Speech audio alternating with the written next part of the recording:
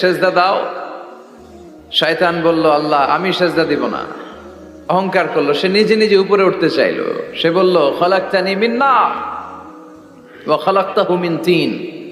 আপনি আমাকে বানিয়েছেন আগুন দিয়ে, আগুনের ধর্ম উপরের দিকে ওঠা। আগুন জ্বালিয়ে দিলে লেলিহান শিখা কই যায়? উপরে যায়। ওয়া খলাকতাহু মিন তিন, আর আদমকে বানিয়েছেন আপনি মাটি থেকে। তা আমি কেন সেজদা দিব? আদমই না আমারে দিবে। আল্লাহ শয়তানকে চির জাহান্নামী বানিয়ে দিল। চিল্লায় বলেন ঠিক কিনা? আর বিনয়ের কারণে আদমকে আল্লাহ বানালেন আশরাফুল মাখলুকাত। কি বানালেন? সৃষ্টির সেরা।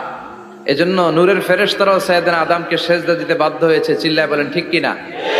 তুমি মাটির আদমকে প্রথম সৃষ্টি করিয়া ঘোষণা করিয়া দিলে শ্রেষ্ঠ বলিয়া, তাই তো নূরের ফেরেশতা করে আদমকে সেজদা।